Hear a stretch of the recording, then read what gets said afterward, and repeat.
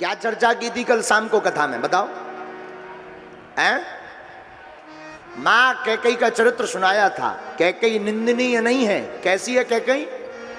वंदनीय है। हमारी मां कैकेयी निंदा की पात्र नहीं। मेरे पागलों, हमारी मां कैकेयी तो वंदना की पात्र है। मां कैकेयी ने राम राज्य की स्थापना की धुरी पकड़ी है। हमारी मां ने न प्रभु राम को वन भेजा होता, न राम राज्य की स्थापना होती। कितना नहीं सहा। कल जो नहीं सुन पाए टीवी पर, आप बागेश्वर धाम चैनल पर कैकेयी माता का प्रसंग सुन लीजिए, आनंद आ जाएगा। मेरे पागलों, अपनी जिंदगी में याद रखना, भगवान जो भी करते हैं अच्छे के लिए करते हैं।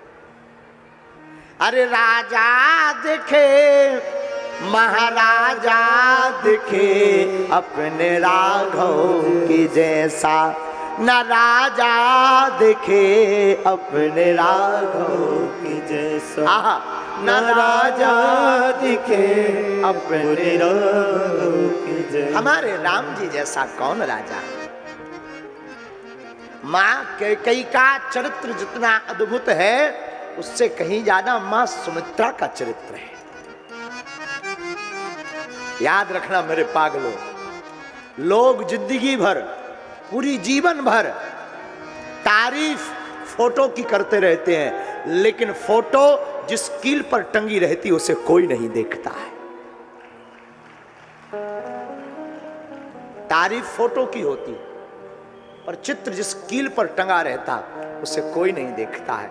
मेरे पागलों, लोग तारीफ भगवान राम की करते हैं। हमारी बुद्धि में जितनी भगवान राम की महिमा है, राम राज्य लाने में और रावण के वध में उतनी ही भूमिका मां कैकेयी की है। मां कैकेयी ने लोकेशना त्यागी, कोई इच्छा नहीं लोकेश। पुत्रेशना भी त्यागी, अपने पुत्र के प्रति भगवान राम ने कहा भी था बचपन में, मां मैं जो मांगने जा रहा हूं याद रखना, अगर तुम मुझे दे दोगी तो याद रखना तुम्हारा पुत्र, तुम्हारा जाया भरत पूरी जिंदगी भर तुमसे मां नहीं कहेगा। हमारी मां कैकेयी कहती है, राम राघव अगर इसमें तुम्हारी प्रसन्नता है तो मैं भरत के मुंह से कभी मां नहीं सुनूंगी, नहीं सुनूंगी, पर मैं तुम्हारे चेहरे पर मुस्कुराहट चाहती हूं। कितना अद्भुत त्याग, लोकेशना का भी त्याग। संसार में बहुत बड़े बड़े साधु होते हैं, महापुरुष होते हैं, शायद शिष्य की इच्छा से वो मुक्त हो जाएं, मंदिर आश्रम की इच्छा से मुक्त हो जाएं कि हमारी ऐसी कोई चाह नहीं, फक्कड़ आ जाए, पर एकाध बिरला ऐसा होता है, वरना अनेक फक्कड़पन में भी उनके अंदर ये भाव रहता है लोकेशना का। लोग हमें जाने, लोग हमें माने, लोग हमारी पूजा करें, हमारा नाम जाने, हमारा सम्मान करें, हमारी महिमा गाएं, हमारा स्वागत करें। ऐसा भला कौन साधु होगा? पर धन्य है मां कैकेयी। मां कैकेयी को भगवान राम ने कहा, मां लोग आपको गाली बकेंगे, लोग आपको भला बुरा कहेंगे। मां कैकेयी कहती, राम अगर इसमें भी तुम्हारी प्रसन्नता है तो मैं भला बुरा सुनने को एक जन्म नहीं 1000 जन्म सुनने को तैयार। यहां तक कि राम जी ने पहले ही कह दिया था, मां अगर हम जो मांग रहे वो तुम हमें दे दोगी तो तुम्हें अपने सुहाग से भी हाथ धोना पड़ेगा। और स्त्री के लिए, विवाहित स्त्री के लिए उसका सुहाग सबसे बड़ा आभूषण होता है, सर्वोपरि होता है, ईश्वर होता है, पति ही परमेश्वर होता है। और भला कौन स्त्री ऐसी होगी जो अपने पति को जीवित ना चाहे? कौन होगी जो पत्नी से विलग हो जाए? कौन ऐसी स्त्री होगी जो पति के प्राणांत को भी प्रसन्नता पूर्वक स्वीकार कर ले? लेकिन रामचरितमानस की मां कैकेयी कैसी है?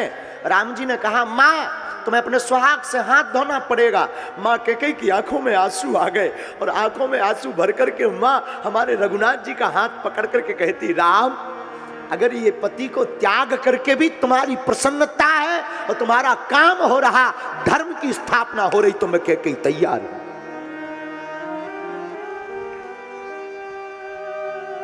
मैं तैयार हूं। इसलिए मेरे साधु,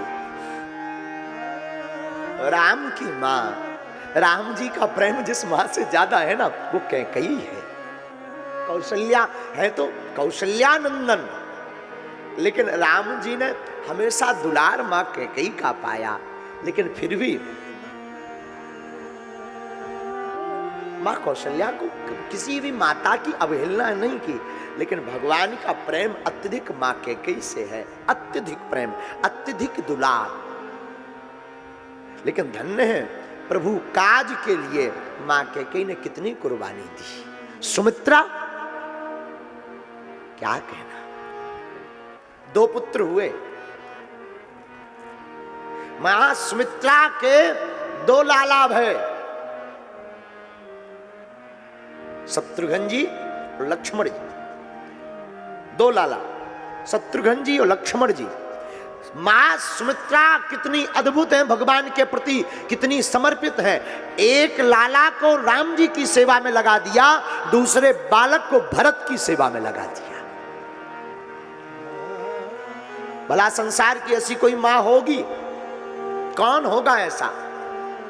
कौन मां होगी ऐसी जो अपने बालक को समर्पित कर दे? और आप कभी सुमित्रा जी का चरित्र पढ़ना, रामचरितमानस में जब लक्ष्मण जी जाते हैं मां से आज्ञा लेने, मां प्रभु बन जा रहे हैं, हमें जाना है।